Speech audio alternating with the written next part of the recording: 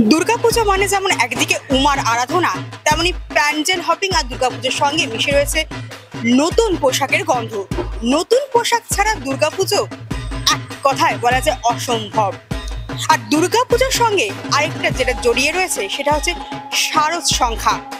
নতুন নতুন গল্প, নতুন নতুন উপন্যাস, নতুন নতুন কবিতা, সেই সঙ্গে নতুন লেখকদের সঙ্গে পরিচিতি। আর এমনই এক অনুষ্ঠানে আজ আমি উপস্থিত হয়েছে cultural Literary and forum of Bengal.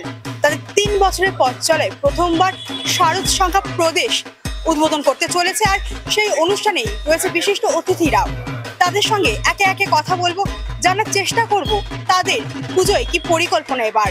Cultural and Literary ফোরামের শারদ সংখ্যা প্রকাশ, আর সেই অনুষ্ঠানে আমি পেয়ে গিয়েছি কেন্দ্রীয় জাহাজ প্রতিমন্ত্রী শান্তনু ঠাকুরকে।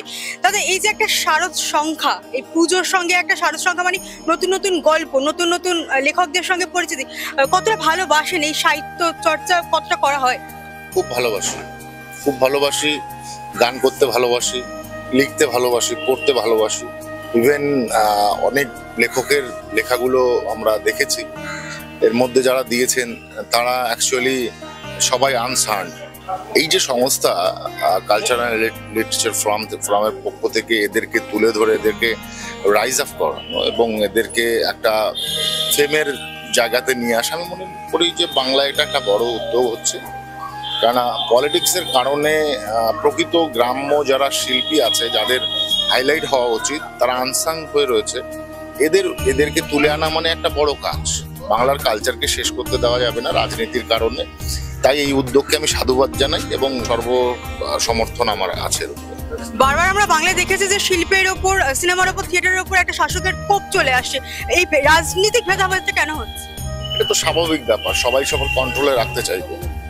তো যারা তাদের ফেভারে কথা বলবে তাদেরই তারা পক্ষে যাবে এবং তাদেরকে ফেসিলিটি দেবে। কিন্তু এই ব্যাপারটাই তো যাতে না হয়, যাতে এই আনসাং সান যারা রয়েছে এদেরকে হাইলাইট করানোই হচ্ছে এই সংস্থার মেন উদ্দেশ্য। আমি মনে করি ভালো। পলিটিক্যাল রিজনে বাংলা সংস্কৃতি শেষ হয়ে যাওয়া উচিত নয়। গ্রাম বাংলা থেকে যারা উঠে আসবেন তাদের ভিতরে যে ন্যাচার অফ ফ্লুইড রয়েছে সেটাকে আরো বেশি গতি দেওয়া দরকার। সংস্থা পারবে দিতে, এদের ভিতরে সেই উদ্যোগ আছে, আমি দেখলাম, খুব ভালো। শারদ সংখ্যা প্রকাশ কালচারাল অ্যান্ড লিটারারি ফোরামের রয়েছেন সংগঠনের সভাপতি জিতেন্দ্র তিওয়ারি, তার সঙ্গে কথা বলবো। তাদের এই যে শারদ সংখ্যা প্রকাশ পুজোর আগে এত মানুষ এসেছেন, ওয়েবসাইট লঞ্চ হলো, কিভাবে এই উদ্যোগটা সম্ভব হলো? সারা বাংলার বিভিন্ন জেলা থেকে বিভিন্ন মানুষ এসেছেন। তারা সবাই নিজের নিজের জেলায় স্বনামধন্য, তাদেরকে মানুষ শুনতে চায়, তাদের কথা জানতে চায়, তাদের লেখা পড়তে চায়, তারাই আমাদের কাছে নামে। এখন যে বড় বড় অ্যাওয়ার্ড ফাংশন গুলো দেখি, সেখানে নামি দামি শিল্পীদেরই বেছে বেছে পুরস্কার দেওয়া হয়। সেখানে যারা সাধারণ মানুষ বা যারা উঠতি প্রতিভা, তাদের প্রতি কথা বঞ্চনা হয়। এই বিষয়টা কিভাবে দেখছেন? দেখুন, আজকের দিনে আমি খুব বেশি বিতর্কিত কিছু বলবো না, কিন্তু এটা পাল্টাতে হবে। এটা চলতে পারে না। সমাজ এটা পছন্দ করে না। সমাজ চায় যারা শাসক দল, যারা ক্ষমতায় আছে, তারা যোগ্য ব্যক্তিকে যোগ্য মর্যাদা দেয়। এটাই তাদের কাছে কাম্য। যদি তার পরিপন্থী তারা কাজ করে, মানুষ আগামী দিনে তার শিক্ষা দেবে। তাদের শিল্প সংস্কৃতির ওপর বারবার দেখেছি শাসকের কোপ এসেছে, সিনেমা থিয়েটার বন্ধ করা হয়েছে। কোথাও কি রাজনীতির রং লেগে যাচ্ছে শিল্পে? তারা ভয় পেয়েছে, এবং যারা শিল্পী, সাহিত্যিক, বুদ্ধিজীবীদেরকে যারা ভয় পায় তারা নিশ্চয়ই অপরাধী। অপরাধী ছাড়া অন্য কেউ এদেরকে ভয় পেতে পারে না। কলমকে যারা ভয় পায় তারা অপরাধী, এবং তাদের দিন ঘনিয়ে এসেছে। মুখ্যমন্ত্রীও তো একজন শিল্প অনুরাগী, তিনি কবিতা লিখতে পারেন, তিনি আঁকতে পারেন। তার কাছে কি এই পত্রিকা আপনারা পৌঁছে দেবেন? আমরা তো ওনার শুভেচ্ছা বার্তার জন্য ওনাকে অলরেডি রিকোয়েস্ট করেছিলাম, মেল করেছিলাম, উনি শুভেচ্ছা বার্তা দেননি। তবু আমরা এই পত্রিকা পৌঁছে দেওয়ার চেষ্টা করি।